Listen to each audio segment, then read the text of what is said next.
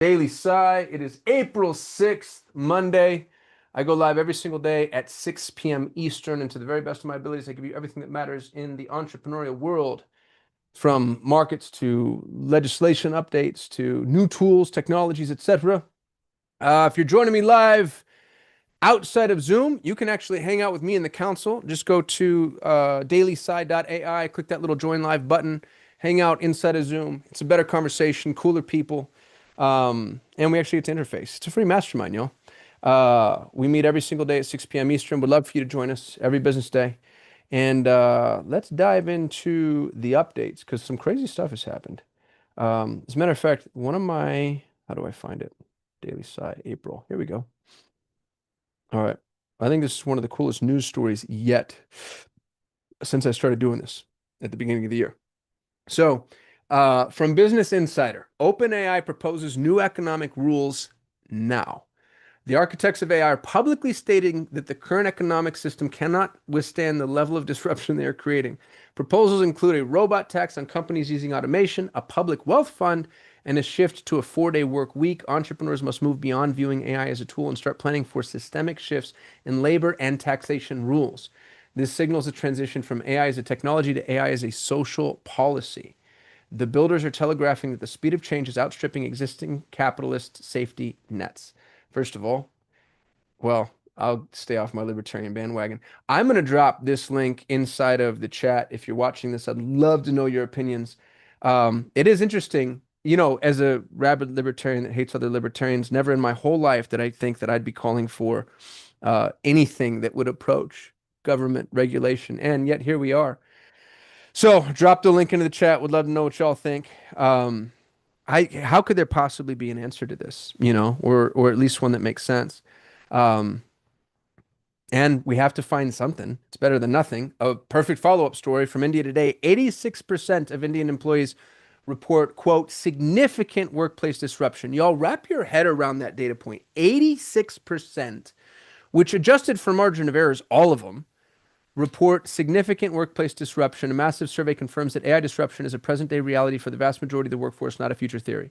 The high demand for, quote, upskilling suggests a workforce that is aware the ground is moving beneath them. Founders must realize that retaining is now a core business function. And that's the really interesting thing that's happening. And a friend of mine said this actually. I ran a workshop in Austin and a bunch of people came. And one of the things that I thought was more interesting, or most interesting in terms of comments, was employers are learning that they don't need employees to certain degrees, and employees are learning that they don't need employers. So this cuts both ways, that'll be a pattern that it will be interesting to see. From Lindy, Lindy launches agent swarms for automation of messy business work. New agent swarms allow for automation of fluid tasks like CRM updates, emails, and scheduling. These tools target execution-heavy roles. The shift from single-purpose bots to multi-agent swarms marks a move towards fully autonomous operational systems. I wanted to bring this up to the council because I don't know what that means, and I thought that we were doing swarms already. Like I thought Claude was already doing swarms. So why is this new? From Simon Willison, Google releases AI Edge Gallery iOS app for on-device AI. Entrepreneurs can now deploy mobile AI features with zero cloud costs and enhanced privacy. The app demonstrates on-device image understanding and audio transcription. I thought that was super cool. If you played with the AI Edge Gallery, I'd love to know. Obviously, I haven't had time yet. That's the crazy part, y'all. That's why I'm going live, because I'm like, I don't have time to do everything, but I do have time to talk to people who are doing everything. So another question for the council: have you played with AI Edge Gallery? If you're watching this live, have you played with AI Edge Gallery? What do you think? It's too many tools. It's too hard. Sycamore announced a $65 million seed round for autonomous enterprise AI operating system. I believe it when I see it. Some sub stories. Letter AI snags $40 million. Who cares? Cybersecurity firm Rico raises $30 million, obviously. Uber co-founder strategically relocates to Texas ahead of proposed California wealth tax. Smart. Perplexity CEO accepts temporary job displacement. Major AI CEO acknowledges that layoffs driven by AI are an immediate reality.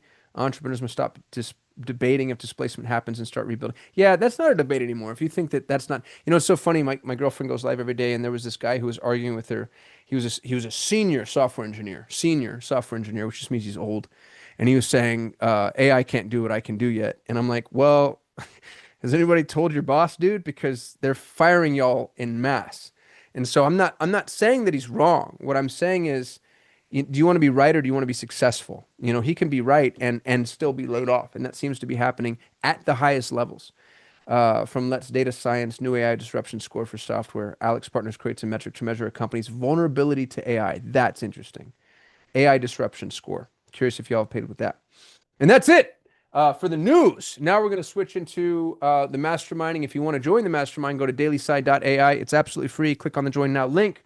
You'll join my free forever community. The link is in the calendar. I'm not posting the link just outright because I don't want a bunch of douchebags joining my Zoom. I'd love to make sure that there's a little bit of a wall and a little bit of barrier. And if you have a real business and you want to talk about AI, I'd love to have you here. And with that, let me turn this over to the illustrious council. Uh, who do we have? It's the usual suspects. I see Elliot Dean, Brandon, Dylan, Neil, Grant, Jacob, Clinton, Jason, Mark, and Wayne. Mark, is this your first time on here? I don't see a face. I just see a thumbnail. If it's your first time, you have to introduce yourself. And everybody has to sing. All first timers need to sing. It's a rule we've had since just now. I'm just kidding, dude. Mark may just be a fly on the wall. While we're waiting on Mark, Elliot, you've got your hand up. You're first at the table today. I do. I thought I'd get there ahead because I have a light one for everyone.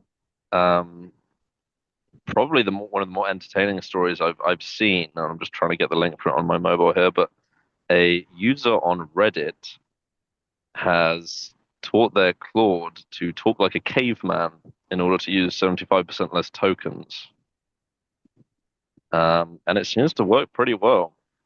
Um, so why use many words when few words can do is the Save gist of time. it. Yeah. Uh, Bonus points for the office reference. I think this was the very first time we ever spoke together on Zoom, and I'm pretty sure it was Dylan you brought up like the idea of a truncated AI shorthand.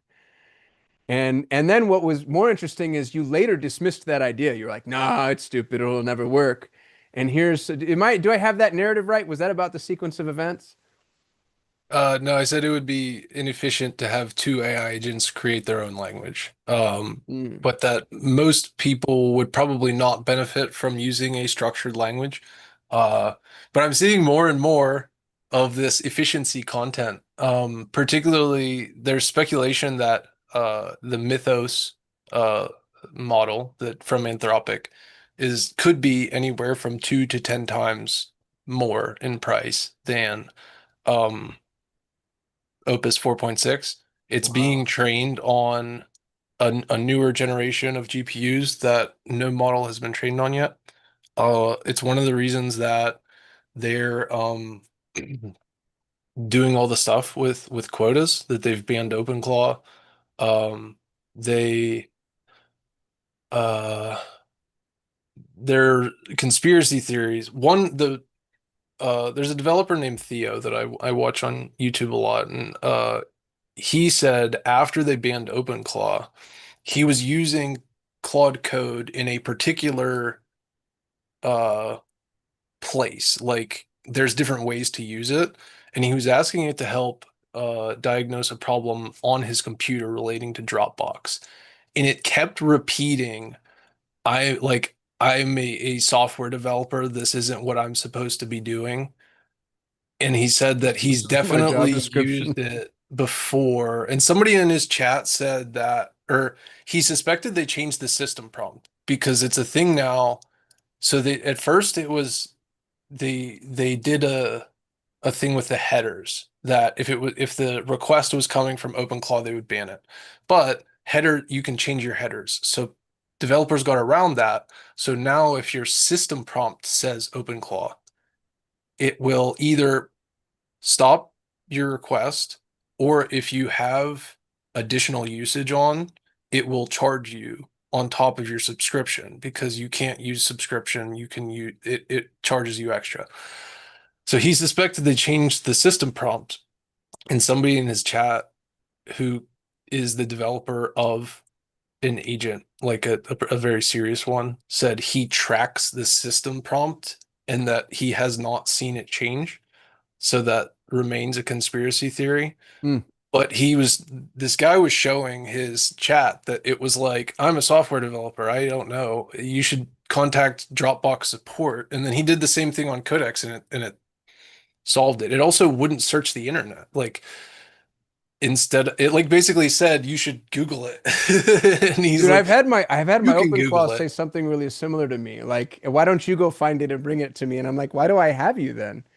I've yet to really make OpenClaw work well. I mean, I can talk to it to some degrees, but it hits so many walls like that. And I'm clearly just doing something stupid. Uh, yeah, I mean, here's my last message. Once you've done this, please confirm, and I'll attempt to navigate the rest of this question for. It's like, okay, thank you for nothing. That's really interesting, dude. When does what's the mythos you said is 10 times more expensive? When does that drop? Nobody knows. It just leaked relatively recently. Okay. Anthropic has been leaking things, whether on purpose or not, lately. And Brandon, they gave me. Oh yeah, I didn't claim it. I have to claim it before the 17th. Like the equivalent of my subscription cost in overage costs for free. Hmm. Because I upgraded to the $100 a Yeah. month because I'm Dude, where's this consuming. 30% discount Brandon's talking about? I want that. That's on bulk overage credit. So it's like inside your settings. And I think it goes up to like $1,000 you can get for 700. Wow. I'm gonna Yeah, go your figure cloud that out right settings. It now. should be open for everybody. This has nothing to do with anything, but a YouTube video I made just dropped. Can everybody please go watch that or at least click on it so you juice the algo for me? Hashtag shameless self-promotion. Um, dude, this article that Elliot dropped is really interesting. Elliot, maybe you said this and I wasn't paying attention, but it says 75% less token use. It's not like a little less token use. It's like an insane token savings for talking like a caveman. That's nuts. Yes. Yes. Elliot really undersold the whole fake doctors thing. That's so funny. It's under settings and billing, by the way, under Oh, cloud settings, and allow up to 1,000. I think you can do it a couple times, but if you go over, it says too much. wow. Look at that. So if you're watching this, just by watching the Daily Sigh, we just saved you 30%. Hashtag you're welcome. I've got some newbies here, man. I've got Jason from 3X Freedom, first time on the Daily Sigh. Tell everybody who you are, why you're here. Hey, good afternoon, everybody. Actually, I was on with John and I learned a lot of stuff the other day, and Dylan held it down for a long time. So, Jason Oh, you Zako were on here. with John. I'm sorry, Yeah. dude. Yeah, no, that's okay. It's okay. You had to bounce and go to dinner. Jason here. Short story, was in the Army, ICU nurse, coach and mentor real estate agents now, but sincerely have um, dove all in on AI, large language models, particularly Claude. Um, and I'm rabid about it right now, to say the least. And I think Cosm can attest to that.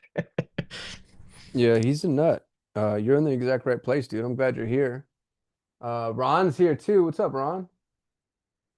Can you introduce yourself to the crew? Tell us who you are, why you're here.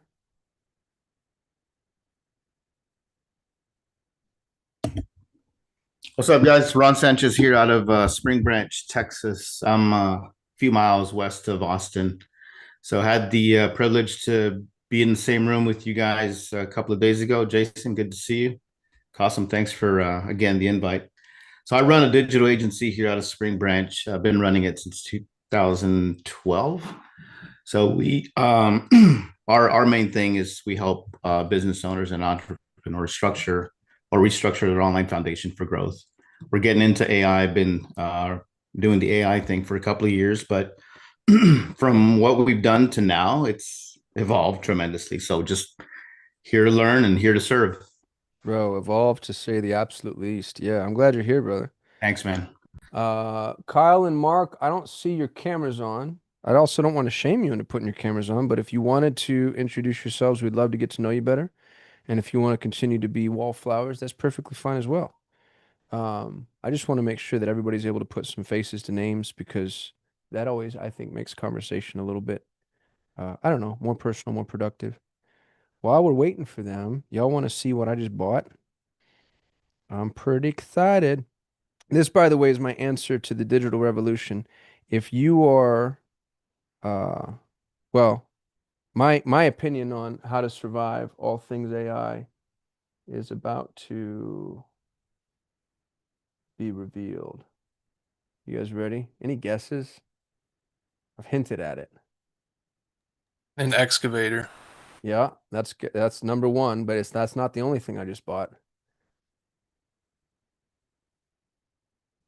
I'm getting my desktop ready. The septic truck, Ooh, who said that? Clinton. That was Clinton. All right, y'all, check this shit out. They have to build it, so it's being built. We just greenlit it. It's gonna be here in 5 weeks, and I'm so like, I don't know. For me, I'm like, I can't survive AI, so I'm just gonna go full on analog. But this is my new baby. That's Um, gorgeous. $120,000, which to be honest with you is like a lot cheaper than I thought it was going to be. That's the truck. Here's the front view. Um, and then here's my excavator, which I don't even know what it was called when I bought it. I've got a 50-50 partner. He's a guy that used to be in the septic business, got out of it. I called him, I don't know what, it's probably a year ago now, and said, hey, I want to buy a septic business. Will you be my consultant if I throw a couple points your way? And he said, yes. And then I was trying to find a business to buy, found a couple, one left me at the altar, and he called me a few weeks ago and he goes, you know what, man, let's just do it together. So we're each throwing in, well, I don't know if I should share that. I don't mind sharing it with y'all, but I don't know how his comfort level. We're each throwing in you wouldn't max out your 401k to do it. And we're starting the septic business. And the thing about it that's really interesting is if you go look at every septic business in the whole wide world, they all suck. Their website sucks, their funnel sucks, their content sucks, their AEO, their SEO, their ads, et cetera. Like, I'm going to eat this business alive. And there's so many industries like that. So for whatever it's worth, I really believe there's an extraordinary opportunity. I'm not saying it's a bad idea to take AI and try to attack all the digital initiatives with it. Like, you can play in the SaaS and the e-com and all those games. I think that's fine. And you're playing with all the greatest minds in the world. And I'm not saying that septic tank operators aren't great minds. There are. They're beautiful people, but they don't know what we know. So, dude, when it comes to my livelihood, I'd rather be the high school all-star just facing off with toddlers. You know what I mean? As opposed to what I feel like now, which is a high school all-star getting absolutely nailed by literal all-star players all the time. Like, I just wake up and find out I'm behind in all the ways that I'm behind. So interested in what y'all think and feel about that. Brandon, you got your hand up. Wayne, you're next.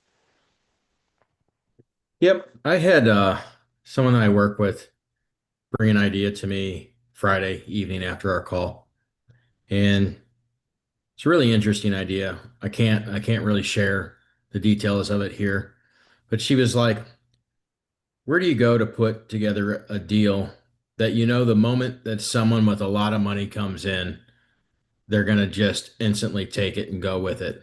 And I was like, you can't. Mm. You got to build it, and you always have to run that risk. It's like taking Uber, Airbnb, and Zillow and combining it. And it's a really interesting strategy, and it would need an app, it would need a pairing, it would need a background. And I don't even know where to direct this person, but it's like one of those deals that's 100 million plus for sure, $1 billion opportunity, it's US and globally. It's a definite need for the market. And I've looked at lots of deals like this before. I used to do a lot of commercial funding, but she's in finance herself, and she really wants to take it and go somewhere. And I don't know where to direct somebody like that. And I just don't know if this group or anybody knows how to direct someone that knows that this is going to need money and people. It's real But estate related. mhm.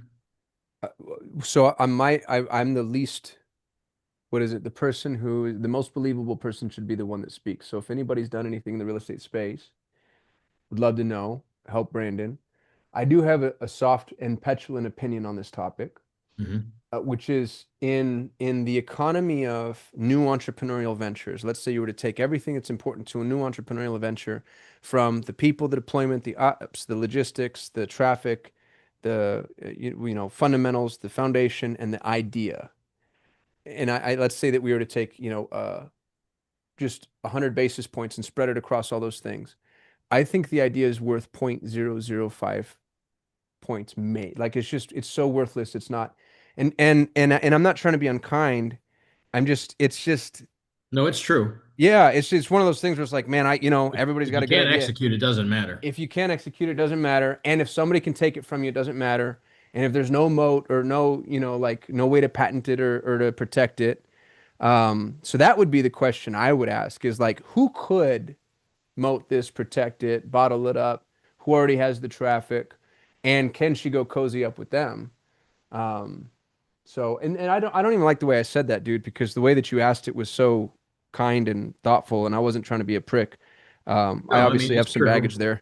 Yeah, I mean it's like it's a definite need in the market. Hmm. And it's a way that no one's really thought about serving of big market segment ever before, and it fills a gap. And so it's more along the lines of an Airbnb, but Airbnb wouldn't take it. And it still would take some time to put it together. But where would you guide someone that's like, I want to start designing that, and I want to start putting it together. And even though they know they have to give up in order to gain the idea and the need for the market, and they're willing to do it, where would someone like that go? So I see three hands up, Wayne, Jason, and Dylan, but I don't know if your hands are in relation to Brandon's request. So maybe a hand within a hand. Dylan's got a hand for Brandon.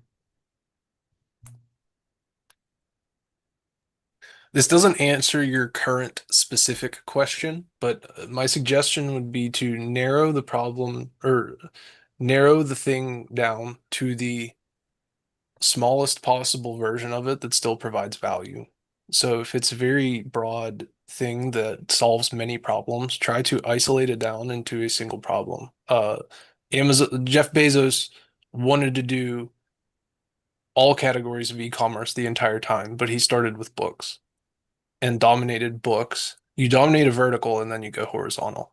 So Mm. I think narrow it down to a very specific problem solution and then go from there. I wouldn't try to tackle the $1 billion problem all at once. She's got it narrowed down. She's very specific on what it could do. And so like I wish I could share, but if I was to give it away to something that's live streaming, on it right now, it'd be different if we were at the 6 o'clock hour and discussing it between, us that stay afterwards. But it's like it's very it's something that I've dealt with before. I'm sure many people that are on here have dealt with it before in a field, and we'd instantly be like, "Yep, absolutely, it's a smart idea." But it's like, how do you get someone to consult and help put it together and put a team together on a topic like this? And while there are people that could come out there and be like, "Yep, I'm going to throw a bunch of money at it," they got to be passionate to do it too. And she wouldn't even really necessarily care that like it's serving this need of a market. Yeah. Brandon, I got a couple thoughts. One is that whatever Cosm's doing is very distracting. I lost But my coin. I had to find it. I'm sorry. um, the job of the entrepreneur is to sell the vision, Yep. right? And so, you know, there are people with money. There are people who are already operating in various real estate verticals and things. So, you know, can she talk to some of these people and get them to buy in because, Uber is great and everything, but it took a decade to turn into something. Mhm. Same thing with Airbnb. And, Zillow is still, a maybe at this point. And, and so for, conveying the vision and getting somebody or getting multiple people to buy into the work and the capital cost, I think is is the primary question. Because I mean, you could go to family offices and people sell lists of them, and that's all fine. Yeah. But it's like they have to believe in you as the founder to be able to have the vision and believe in you to get it done. And those are very different questions. I was thinking about Sunit. He's got a big Yeah. vision, AI real estate. I was also thinking about you from a tax standpoint, from how it could impact people's taxes and breaks that they could get and where it could go from the public sphere. I Well, just, that's Sunit interesting. does private coaching. yeah, That's not a bad idea, and that's probably a good use of some funds too, is just hop on a call or have her hop on a call with him for an hour. And not only does he have a lot of really he has a lot of, what would you call it? It's like slicing vision. He'll cut through the bullshit, but he also knows everybody. Sunit. Yeah, oh yeah. Yeah, he Yeah. knows everybody in the space. Yeah. Um, yeah, that's a good Yeah. idea. He actually I did think come that to like mine. there's a lot of talented people here that you bring together that like private coaching calls. Like I always recommend I'll pay for your time, hands down to have like a no holds barred conversation. Like you tell me the truth, just cut it like it is. And I just think that there's so many people that are on this call that have expertise in so many different areas where like it would be nice to communicate and get them together and have them pay for a call and a time and see what relationships can build from it. Yeah. Dude, I love that you just said that. That's been one of my big unlocks in life. It's so funny when people message me and like, hey, can I pick your brain? It's like, dude, I get 15 of those a day. But if someone's just willing to pay the day rate, I did that with Pedro Adeo. I paid $7,500 to talk to Pedro, and I ended up running his traffic for 2 years. But if I would have cold DM'd him and been like, hey, you know what I mean? It's like, I think it's a more respectful way to approach somebody. So I love that a lot. What we should do is build a directory for the council. Anybody who shows up and actually takes the time to do it gets to go in the directory, list their superpower, list their booking link. No, can I pick your brain bullshit? It's just like, hey, if you want to work with me, here's what I do. I mean, 100%. everybody on this call has said something that to me has already felt extraordinarily valuable at one point or another. 100%. So, yeah, Yeah. I think that would be really cool. If somebody had the energy to build it, how do we do this? I feel like that person should take like a MasterCard percentage of it. You know what I mean? If somebody Like a built the pulse, yeah. directory, they get like Yeah. the 2.5 points or whatever to broker everybody else's time. Yeah. No, if we could get a directory of people built on this kind of aspect, that would be a great way because I'm sure there's a lot of people that I used to work in this kind of field in commercial finance where I had $1 trillion worth of deals come in a short amount of time Is that a real with no number? ideas. It is a real number. Wow. It is. It was That's fun to before say, isn't it? 2011. It was during like the 2007 to 2011 when real estate was going to crap in the US from a home standpoint, but there's no shortage of dreams, Mm, right? And people's ideas of creating projects. And so $50 million hotels to, you know, $1.5 billion resorts, right, would come across my table and in a short amount of time. But I don't have those kind of connections after so many years and wouldn't even know where to start. And it's very ruthless just going straight to the money, yeah. right? Without having, kind of like a board of brains together. The money, there's a framework here that's developing, and I don't have the words for it, but money pre-revenue has the bad habit of diluting to a point to where the original founders would no longer be interested. It's an instant collapse, and you see it over and over and over and over in the startup realm. These young bucks go out, take money, don't realize that they've papered up a bad deal, and it doesn't take long. It's 18 months later, and they're walking away because they don't even own anything anymore. If the money were smarter, it would actually leave some meat on the bone for them. But the whole mechanism is built to collapse. It's really weird. All of private equity is a freaking con job, man. Like venture capital does not make money. And what I mean by that is it doesn't take a business mechanism and improve it so that the business makes more money. They're all just playing valuation arbitrage. And it's like, oh, if I take this business that trades at 6x plus two more of them, then I can sew them all together and 6x goes to 8x. And so even if the efficiency of those businesses decrease, they get to sell it for more money and they're playing hot potato with somebody else. And then you get to the end of the rainbow and they just go public. But like it's shocking to me how inefficient that whole world is. Mhm.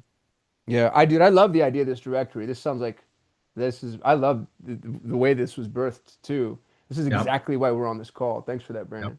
Thank you. Appreciate you backing that and Yeah. everybody's for your input on this to get there. It'd be fun, dude, for that to become meritocratic in some way. You know, like if somebody hires Dylan for something or books time with Dylan, to be able to bring in an echo chamber, like bring it, you know, close the loop in a way that like Upwork and Odesk and shit can't do. Um, I don't know. We'll think about that. Wayne, you've got your hand up. Yeah, it would derail the conversation a bit at this point. It was about your septic business, but I don't want to roll all the way back there at this point. No, you're good, dude. I think we're moving on. Keep going. Okay. All right. I'm interested in my septic business, so I don't mind being derailed at all. I find it first of all, it's hard to go after Brandon. And Brandon, I think you should be running a AI chip company with that look that you got going on there. The leather jacket, the glasses. I think you're in the wrong business, my friend. But two or three people already chimed in on the directory and said, "I'll do it. I'll do it." They're probably sticking their agents on it right now. Dylan. That's so funny. My agent's building that right now. Yeah, I do think the directory is a great idea. It's actually, I was kind of thinking about this council over the weekend and just the value that it's bringing. I almost feel a little lost. Like if I miss it, I'm like, shit, it's so hard to keep up. And there's some bright minds here. So I think there could be some real value there. And you know, maybe even potential partnerships. I don't know. Dude, that's what I want. I want a freaking incubator. I've tried to build it multiple. I keep failing. I said at the Friday call, I refunded 45 grand. It wasn't 45, it was 60. I was calculating wrong because there were refunds that came later. I put a bunch of people in a room that all paid me 5 grand to be in my incubator, and we did nothing. Like we met every Friday and stared at each other, dude. It was so like I could not make it work, and I want it so badly because I see it. Like I see the potency of all of us on this call right now. Every single day we should be launching something. You know what I mean? Like something. Everybody just gets a little piece, and it's pigs get fat and hogs get slaughtered. So you don't even need that much. But all of a sudden it feels like, oh man, Jason plus Dylan plus Neil plus, you know, whatever. Like Elliot, like now we have this business, and then they run off, and then the next day it's other people. I just think there's something there, especially in the world of agentic AI and all these tools that we can build, that it feels so close to me. So I'm gonna keep Why do you seeing think it exactly went wrong your it. Me, Friday I think I'm incubation? not the person to lead that. I think that I think it was a failure in leadership. Would be my guess. I don't know. It also might have been a sample issue. I sold it to my following, a lot of agency owners, all really good people, all of whom I loved. I really enjoyed the group. And it felt to me like we weren't taking action. There were a couple people that did, but we just never did anything. Um, yeah, it's good. I don't really know, Elliot. All the calls are recorded. I should probably take the recorded calls and throw them into like, you know, just have Claude beat me up. But Wayne, I interrupted you. I just wanted to triple click on what you're saying, dude. That's what I want. Yeah, no, I agree. I mean, I already could hear it in some of the conversations. I think Dylan the other day was just saying how he's a phenomenal builder, super bright, but then he struggles to ship. While some of us from the marketing world are like, well, sell it first. What are you doing? Yeah.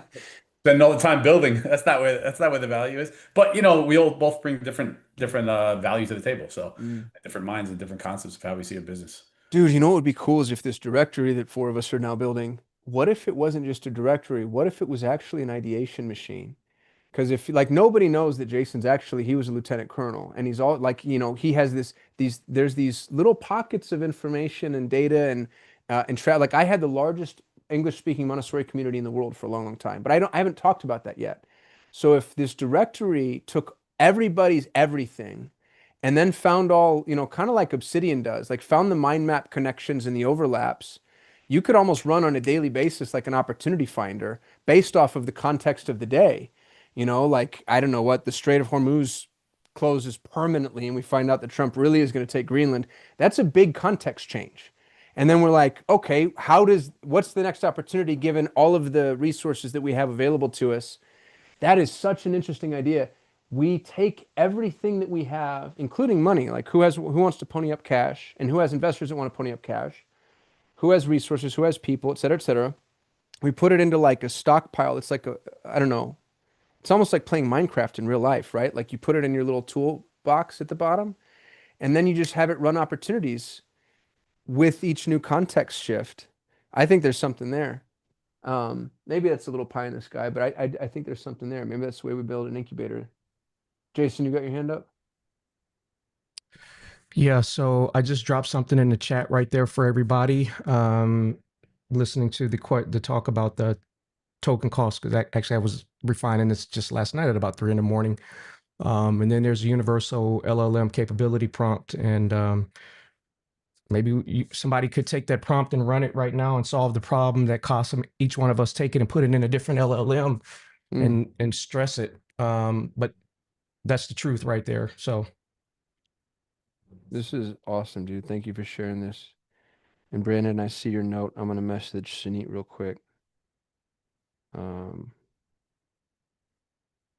Yo, brother. Hey, man, I'm on the call with the council at the Daily Sigh. Everybody loved you, by the way, which pisses me off. And somebody actually wants to hire you. I mentioned that you do consulting. I don't remember your day rate or your hourly rate, but send me whatever it is that you use to filter stuff like that. If it's a form or a link or something, they're real deal. So love you, buddy. Peace. Thank you. Appreciate that. 100%. hey, and Kasim, if I could real quick, because it was, I think I caught the tail end of it mentally about who would know, like talking like a caveman is the Yeah. best. I want to draw attention. That is absolutely correct, because, you know, we all know that all of these were trained on English, and somewhere in there I have, and it, where it talks about just abbreviating the English language, how it cuts token usage down. Because I'd had this idea and I was like, well, what if you did it with emojis? And it was like, nope, don't do that, right? Because the cost of like processing emojis with token cost. Then I thought about Braille. I was thinking about all kinds of weird stuff, right? And then it was like, no, truthfully, the best way to do it is abbreviate anything that you can in the English language with as few words as possible, and that'll cut down token usage. But this is valid here, and I stressed it last night to see if I was okay with it, see if my outputs were repeatable. So, quick question on that: is it the output of tokens or the input that we're giving it that's draining all of the usage? I'm sorry, the words. No. That's thank you for asking a clarifying question, because I didn't. That's our input. That is the one thing that we can control, is our inputs, right? Like the other one, sometimes people will dump photos in and say, well, here's a picture, tell me what it is. That right there will drain tokens like nobody's business. And I had to learn that the hard way with Claude Max. So it's our inputs, right?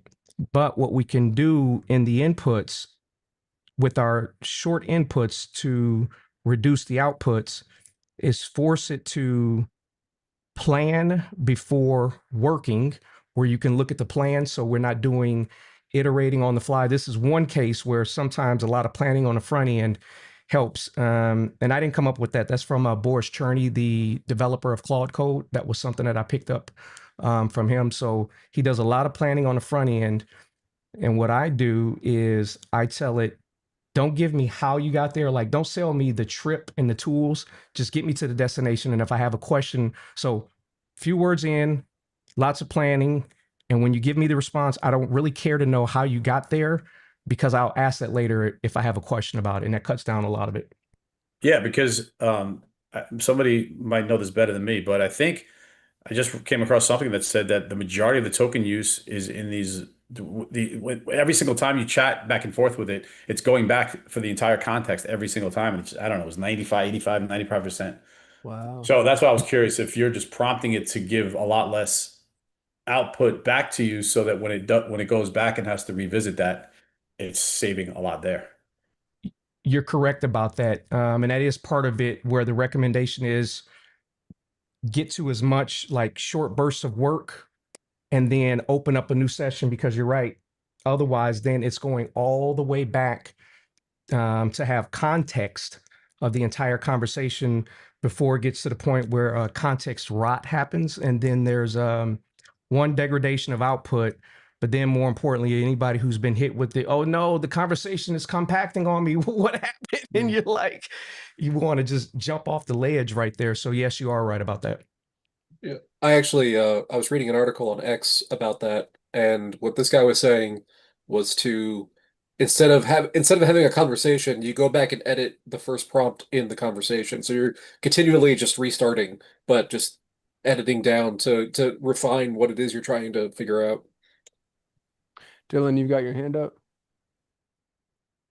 Yeah, that's a very interesting idea. I have a few things to follow up on. On top of just abbreviating the English language, structured languages like XML, JSON, YAML, um, which is no, it was yet another markup language, and now I think it's YAML's uh uh YAML is part of the acronym now. Y is for YAML. The Y in YAML is for YAML. But um on top of the whole planning thing, have your planning and implementation in separate threads. I believe Grant's been saying that for a while. He does PRDs, which is a document, a PR document. Grant will have to explain. Uh, and yes, token is both input and output, and it does include your like entire conversation in context. So it like compounds. I've been having a lot of success using shorter threads than I have been. That's been my like big unlock lately is using um Nate B. Jones, which I know other people in here like, suggested 10 to 15 um turns and then you're done. Like stay under 60%. Man, if you subscribe to, he does excellent content. He does so much that it is so hard to keep up with. He does like a half hour a day, possibly multiple times a day. I just dropped his LinkedIn into chat.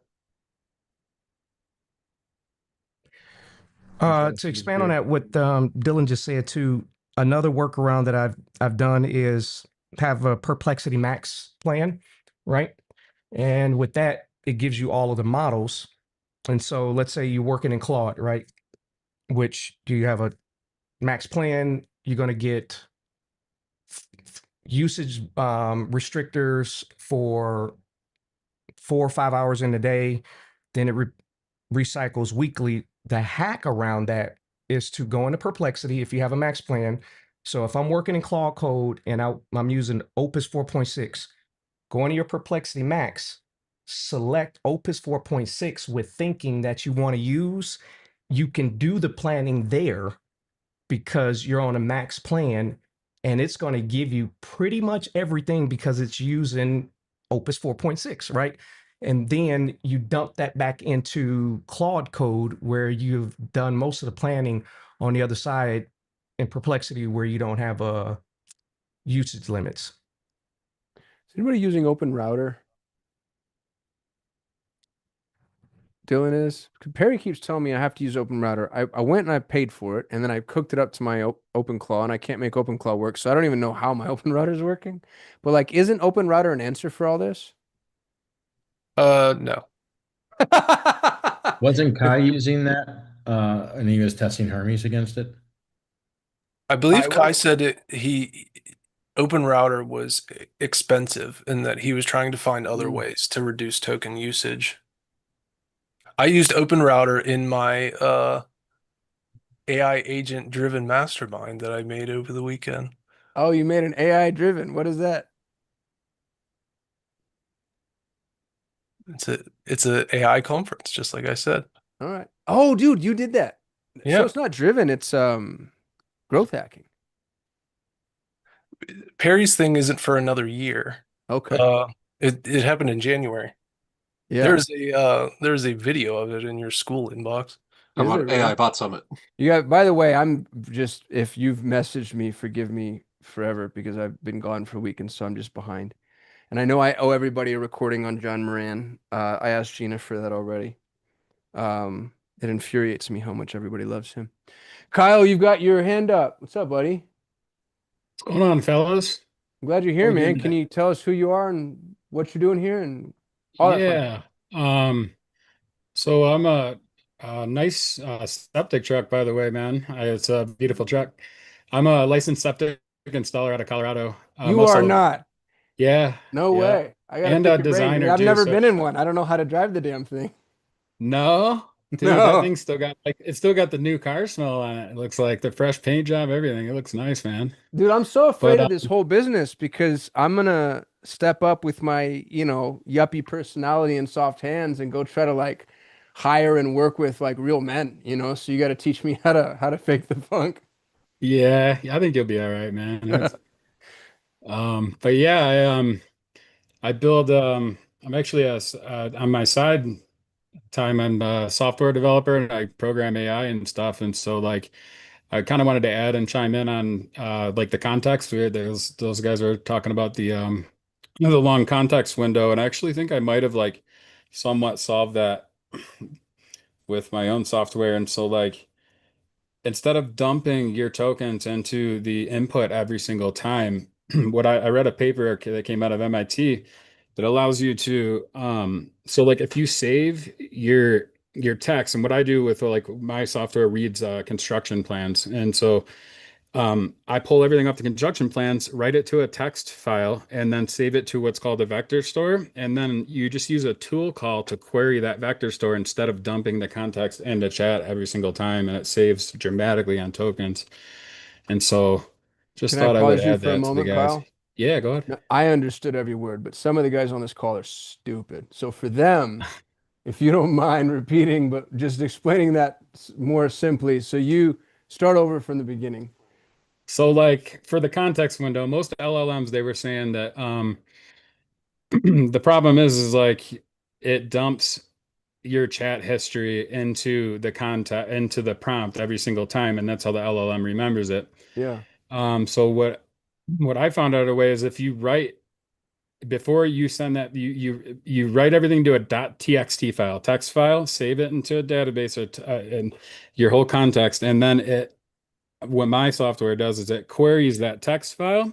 Then it uses a tool call to query it instead of dumping the context into the LLM every time. And so I've gotten pretty good results with that. So it's fetch instead of cache is what I'm Yeah, hearing. it's basically just using it's called a tool call in LLMs, and so like it just pulls out the relevant information that it needs instead of dumping everything into the chat context.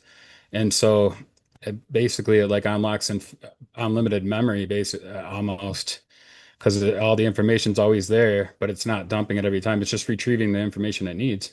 Dylan's asking, is that called RAG, RAG? Yeah, yep, What yep. does RAG stand for? Recursive augmented generation or something. Retrieval Yeah, augmented generate. I had to look it yeah, up. there you go. Retrieval augmented generation. Yeah, Yeah. thanks, bud. Yeah, say that 5 times fast. But And how are yeah, you guys retrieval. setting this up?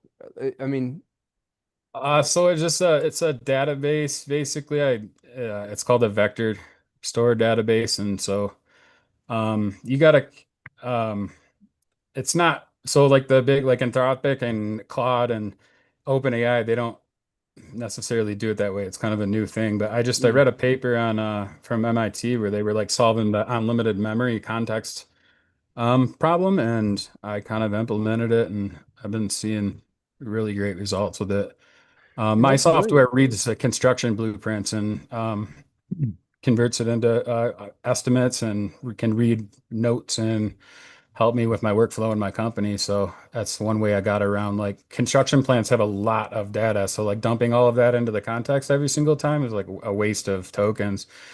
And so that's kind of how I got around it, and I thought I would share that for everybody. And that's That's wicked basically smart, dude. Is there an arbitrage opportunity here? Like if somebody really can figure out how to beat up token usage and there becomes like the commoditizable processes like you're saying, so like reading construction plans or whatever, and you figured out how to do it 20% cheaper than everybody else, is there in the AI world the chance to just let people start to use your machine, especially if you're able to veil how you're doing it? Or is it yeah. Well, it's already like my service is already everybody can try it out right now. It's already I have a working product. And it can be replicated and plugged into other systems as well. Like dude, if drop a anybody's link in got the it. chat. Yeah, I'd love to play with it. Like yeah. But yeah, it's my first time here. Grant referred me, and it's nice to hear everybody's thoughts on everything, and I appreciate you giving me a chance to introduce myself. Well, I'm glad Look, you're here. I appreciate yeah, you showing up, and yeah, what you're sharing is pretty cool too. right on, man. I'm opening up this thing that Wayne just shared, the Carpathia's Obsidian Rag plus Claude Code equals cheat code. So this is what Wayne. Yeah, I let me want provide quick if anyone context. figures that out, I want to, because I have some, there are some missing pieces for me, but yeah. Go ahead, Wayne. I'm really excited about this idea. Yeah, you got to go through it and watch the video. I did. You'll probably get a lot more out of it than I did. But essentially, what it said is you could use Obsidian as for RAG again, above my pay grade in this sector. But you could use that, and that's good for, I don't know, what he claims is like 99% of people, and you could just use Obsidian for free to do the same thing as RAG. Hmm, that's cool. Yeah, I'll Basically, provide the anytime you use like deep research or anything, like anytime you do research, put it into this directory instead of just like reading it once and leaving it. And then your agents, LLM, whatever, can like rearrange, reorganize, synthesize various, if you added something that's a missing piece, it can add it in. And he said he never, I have the tweet open because his original explanation was just a tweet, but he said he like doesn't even touch it. It's all the agents just curating all of his information he's saved up. And he uses a Chrome extension that will convert an article to Markdown and put it directly into his Obsidian directory. I think Kasim, I know you'll agree with this, but Dylan, you need to abandon your writing project and just build Dylan AI that we could just put this information in and be like, can you tell me what this means and how I could use it? Bro, I think, yeah, Dylan, you'd make a killing right now just consulting. You'd crush life. If we've got who just did this? This was Grant. Grant, you are a beast. Grant just built the directory, by the way. This is amazing. I'm Yeah, gonna drop. I put the wrong thing under Neil's, and I was like, "You got to be kidding me!" Just did that in minutes. This is so good. I'm gonna drop this into the live chat if you're joining us live. Check this out. Grant built this in, what was that, 20 minutes? Less? I don't know. We got to go Everybody back keep and look at track. the time code because this is, I mean, truly extraordinary. So here's the council directory. I'm gonna share my screen. This is so cool, dude. So cool. This is lovable, yeah? This is Zeit. Oh, okay. Well, I guess I could have read the URL. It looks like lovable That's to me, okay. but I guess they all look alike, don't they? Yeah. All right, explain to us what you did. Walk us through it. What's the demo? So here's another plug for Notebook. I have all of our daily sighs in a notebook, and I basically prompted Notebook and I said, "Hey, go through and who's on the council." And so then it gave me an answer of what it knows about everybody. Wow. And So then you could actually show how many times people have shown up. yeah, for sure. Yeah, Oh, bro, that's what we should do. The more you've shown up, the higher you rank. that's a good one. Yeah, I love this a lot. This is really cool. And So then from what it was able to retrieve, I just plugged that into as you were talking about it, I just kind of turned on Whisper Flow. And so I used what you were saying in the PRD, product requirements doc, Dylan, I think is what it stands for. And then then I hit plan and go. So as we were talking about it, it was building on the back end. that's so cool. I forgot Dylan was in the witchcraft education space. That's so funny. Bro, I would have thought this was like lorem ipsum content, except that that's actually true. It's amazing. Dude, this is so good. Thanks for doing this, man. I really appreciate you. Yeah. Let's figure out how to incentivize you properly and appropriately. I think everybody should be able to list a booking link, but Grant should somehow get paid for it. And I'd love to just do that, like continue to incentivize the faster movers, because then shit actually gets done. Awesome job, Jacob. You had your hand up. Where'd Jacob Yeah, go? but I forgot my question, so we'll go past I it mean, I here. bet you it was a good one too. Um, while you're thinking about it, Brandon gave me an idea, which was if we wanted to, we could have the public Daily Sigh. And then as an incentive for the people that show up live, at a certain point, we can stop streaming and then have like the real conversations. I don't know if I have the bandwidth for it, to be honest with you. And it's a good idea. Like it would push a lot of people into Zoom, and I think it would be really high quality content. Um, so maybe that's one day a week, or I don't know. We'll figure it out, but just an idea. Is it just for the privacy? I mean, couldn't you just do the first half hour and then cut it off, and the second half hour is like this, but it's still recorded and within Zoom? Yeah, you absolutely could. Private? So the balance of risks that I'm just running through in my mind is the benefit to me right now is the content that's going up on my tubes, which is not insignificant. Like I'm actually I had a 25,000 view lift in 2 weeks because of the Sigh. So that's cool. And there's only, we'd get more out of the conversation if we were to close it. So I think what we need to do is there's an apex, right? We find the inflection point of the apex for having gone live where people join, watch, and then we can actually have a productive conversation because it takes some time to juice a conversation. You need, inputs and context and inspiration.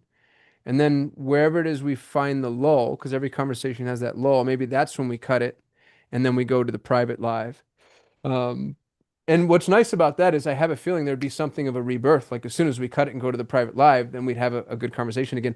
The only thing that occurs to me that would absolutely happen is people would start saving topics and input for the cut, which I wouldn't want to have happen. So maybe maybe it's like every Friday or every Monday or something. We have like a shorter live Sigh and then the private Sigh.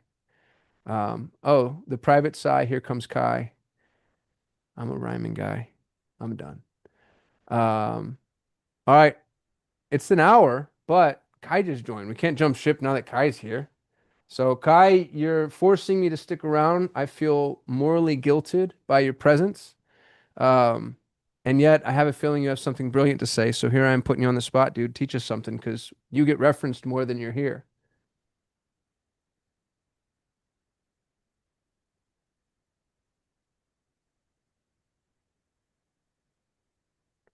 Hello, hello. Hey, buddy, can you hear us? Yeah, sorry, just daylight saving change. I didn't realize. Oh, you're That's why good, I'm a dude. bit late. Thanks for coming anyway. Yeah. What are you working on right now? I just create a dashboard. I first of all I convert the Hermes agent to Cloud Code. It's huge change. It's more smart now. My auto agent. Hmm. And then second thing, I create a dashboard. So now, actually, it's the inspiration from Pausia dashboard because I create account, log in, and then I now using dashboard for my agent so I can see everything instead of when you chat with your agent, you have a lot of things going on. You kind of feel lost. So now I create a dashboard. You could automatically grab my project, task, recent change, highlight. So I don't have to force myself to digging all the history. So I think it's useful. That's awesome, dude. I'd love to see that if you're willing to share. You don't have to do it publicly, but I don't know if you. Yeah, because I'm on my mobile. Next time I can share my computer. Yeah, that'd be great. I think that's a brilliant Yeah, idea too. yeah. All right, that's it. That's all I did. Thank You're the you. man. Jacob, you got your hand up again. This time you remember. Yeah. Sorry, somebody's just knocking on the door. Yeah, so I don't think this is a little bit different, but since we're talking about essentially creating AI into act and think like a person, I think this is something that I learned about a week ago. And then I had some more thought too when I was traveling about it, about how I'll just read this blurb for you real quick and then see if this applies. So I think this might kind of open up some thinking for it, but it's called the availability truth loop. I don't know if y'all have heard of that before, No. but it's called, so I'll read it. It says the availability truth loop is that our brains are naturally cognitive miserlessness, which is the why, meaning that our brains prefer to save energy rather than do the hard work of deep research. This creates a loop where we favor cognitive fluency, which is the intake, instinctively trusting information that just because it's easy to understand or smooth to read. When we hear that easy information repeatedly, the illusory truth effect, which is a repetition, takes over, making the statement feel like a fact simply because it has become familiar. This is repetition ensures that the idea is the first thing we recall through the availability heuristic, which is the storage, tricking us into believing that is the absolute truth just because it's the most readily available info in our heads. Eventually, this becomes the consensus reality, the social lock-in, where a whole group of people agree on a truth not because it's factual, but because it's the only information everyone has heard enough times to believe. And so I read that, and it's just like I think the reason I wanted to blurt that out there is it's good to ponder on because we're essentially what we're trying to do is we're trying to figure out how to make AI think like a person or think smart. And so this might help initiate some of that and then with the way we think too. And I also thought like, okay, well, if this is the truth, and I do believe this, especially coming from a small town in Alabama, and then when I joined the military, I was exposed to a lot more stuff. And if that's the truth, like, why is it that I will hear information and then I'll still have like a lot of pushback, or I won't do it? And one of the things I also figured out too is that in my life, and I think a lot of us too, we prefer to run away from pain than we do towards pleasure. So I think the only way to make something happen is to make the pain less than and make something else more painful. Like for instance, I know like when Sylvester Stallone wrote Rocky, he locked himself in a room for 3 days and wrote a 91-page script. He had nothing, no distractions, no TV. And so the pain of he basically created like the pain of writing the script was less than just being stuck in a root board. Like you had no options. Like you just make the thing that you're going towards less painful than what you're, if that makes sense. I don't know if I'm explaining it No, well. dude, you're explaining it really well. It's a pressure cooker. And I think Yeah. entrepreneurs do this to themselves on purpose repeatedly. I've had clients that do this where they actually set fires to put them out. You know, they create financial problems because they know it'll force them into making more money. We see that often. And I think a lot of it's very subconscious, but I think what you're saying is how do we approach a conscious inducement of that pressure cooker paradigm so that we become more productive? Yeah, and that exactly. It's, because you identify for customers and like, okay, how do I find their pain points? But I don't know if we really take much time to figure out our pain points of trying to like identify that to get to where we want to go, if that makes sense. Because we are human too. And you'll find yourself like running circles and you're like, why am I not getting this done? And it's most of the time because you're running from a different pain than what you should be, if that makes sense. So Yeah. yeah, I just thought it was interesting to throw that out there. I love that a lot. That we talked about that a lot on Friday in this little workshop I did in Austin, which was so much fun. I really, really enjoyed myself and I enjoyed the crew we gathered.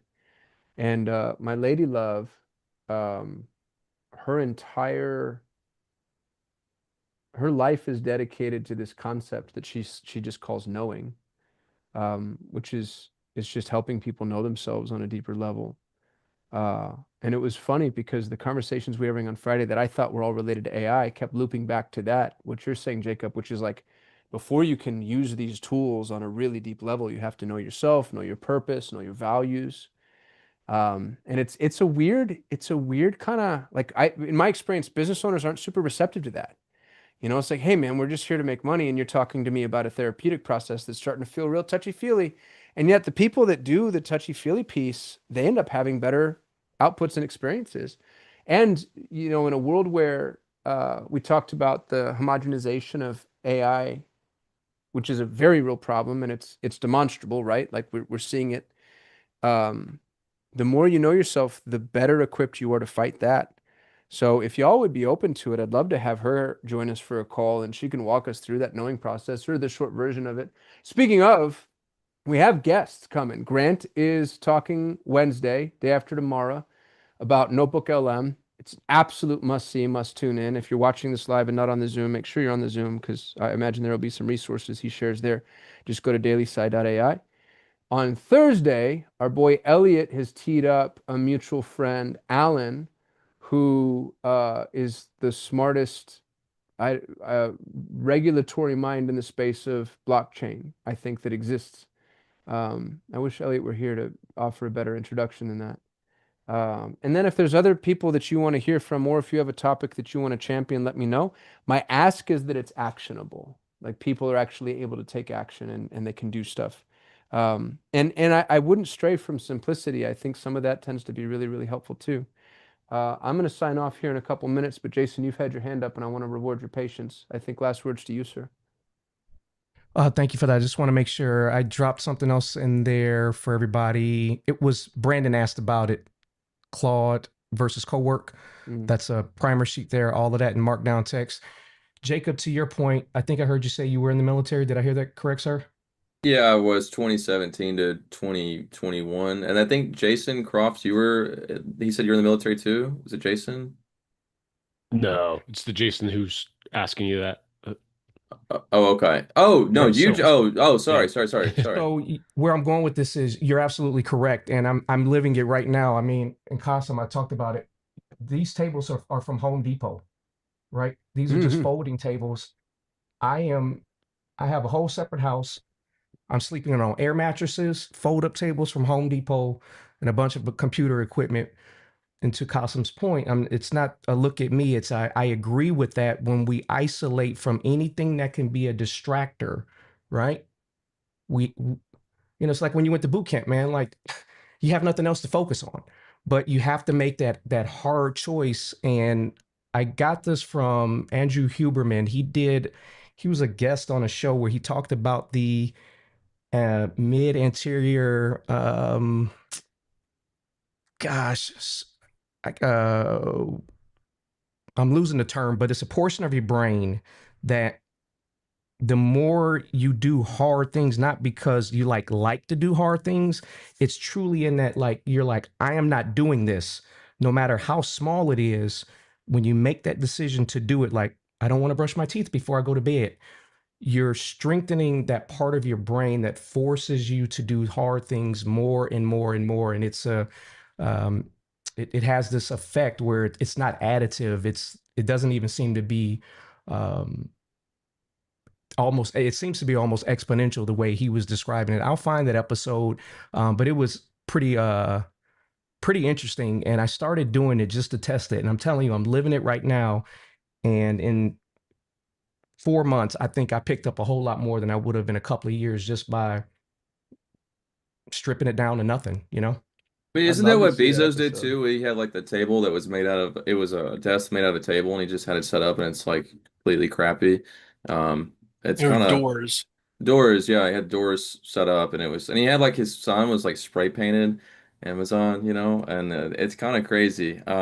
Pretty cool stuff. I think like a better example for me is like my brother when he started his business last year, he said it really kicked in for him. It's like, well, if I don't get this going, I can't feed my family. And so like the pain of doing the thing is less than the pain of that thought of that happening. And you're running away from that pain. And so essentially what you're doing is you're creating like this negative pressure. I think that's what you said, Cosmo. I like the way that you said that negative pressure to where it's like pulling you towards it almost. So, yeah, I think that's great. And Cosmo, I mean, I went through your course a couple of weeks ago when I first found it, and I went all the way through it. And I think you talked about that framework of like an hour of study, 3 hours of doing, and like an Yeah, the hour of 131. iteration. Yeah, I think that was really good. I think that's a good way to apply it is doing that. I have for those of you that don't know what that is, I feel like we're in a crisis of education, but not the way people posit that. We are massively overeducated. Everybody on this call, everybody watching or listening, everybody in the Western world, we've been taught this really, it's kind of a strange ethos. If you really, it goes back to what you're saying earlier, Jacob, about if somebody says the same lie over and over and over and over again, it becomes true. We were told if you learn, you'll be successful. And so we have this whole population of rabid learners. And the problem with learning is learning sans execution is masturbation. Like you actually might as well be watching cartoons because it's more fun. You know what I mean?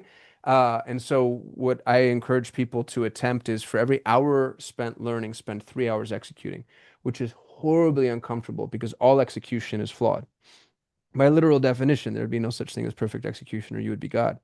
And so the 3 hours spent executing are difficult. It's, the equivalent of a mental cold plunge. But if you can do that, even if it were 1-to-1, because it's not 1-for-1 for most people. But if you can do that, I don't think there's a human being on the planet that could catch up with you. And you see the people that really do, like Elon's a great example of this. The man's,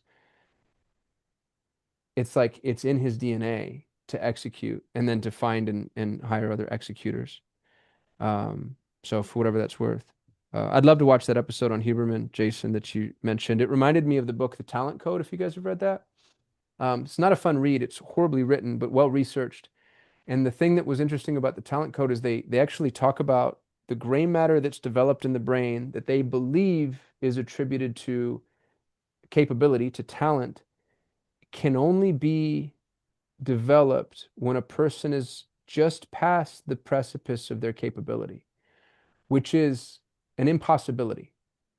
So they talked about like a gymnast. A gymnast's ability to improve as a gymnast only begins after they start doing something they're not capable of. And now we have a contradiction in terms because you can't do anything that you're not capable of. But it's like, you know, we're talking about millimeters in margin. And you watch this happen in real time. There's something awe-inspiring about watching somebody do something that really truly is on the line and then just past what it is that they're capable of. You can see it, you can feel it, it's palpable. And that's where talent comes from. That's where it grows. And again, it's a contradiction in terms, and yet it would have to be true. Any evolutionary process it's an organism's growth beyond what it was capable of one iteration prior to. And so if we are growing, then we're able to move beyond our capabilities, which, dude, if you spend any amount of time thinking about that is extraordinary. You know, I hate to get all like, I don't know. I feel like that to me speaks to God. And I don't know what that means. I have no theological commitments whatsoever, so I don't have the book to sell you yet. But what else, you know what I mean? Like, what else could that be? Like, what else could that be? The fact that that leap exists. I think it's just like so exciting. Anyway, I've heard that called the zone of proximal development. Thank you, Neil, for that. I didn't know those terms. That's awesome. Yo, I'm so Yeah, grateful. I almost have it. It's Chris Williamson's podcast, but I think Andrew Huberman has been on there more than once, and I'm looking at it here in another screen. But it's I'll find it here. It's Chris Williamson. I know it's Chris Williamson, but I think he's been on there more than once. And it's exactly what you're talking about. You just mentioned, Qasim. Yeah, fire it off, dude. I'd love to see it. If you're watching this live, you can get the Daily Sigh summarized and sent to your inbox every single day. If you want the updates and all the wisdom that's being dropped here, go to dailysigh.ai. If you want to join us on the Zoom, it's free to you. All you have to do is go to dailysigh.ai, click that little join live link, join my free forever community. The link's in the calendar. We go live every single day at 6 p.m. Eastern. And hopefully at some point we actually really start building things. I think I've seen 4 legitimate projects come out of these conversations so far. With one, I'm including the one that Grant just dropped, which is the directory. I'd love to see more and more and more. I'd love to turn this into something like a real incubator. I hope y'all are getting as much value out of this as I am, because my mind is being blown on a near daily basis. So grateful to and for everyone. The thing that really surprises me, to be honest with you, and I'm about to slander our collective environment, I'm surprised at how high quality the attendees have been. I assumed, I was really afraid, like free Zoom link, 6 p.m. I'm just going to get some like heckling douchebags with drive-by comments about my hair, you know what I mean? Like, and so far there hasn't been one. Everybody's had a lot of real value to offer. And I don't know. I think that kind of ends up being a flywheel unto itself. Like the cooler and smarter the people get, the cooler and smarter the people get. So thank y'all for being cool and smart. Love you a lot. And anything else I haven't done or haven't said before we sign off? Do you guys feel good? We did it. I'll see y'all 6 p.m. tomorrow. Peace.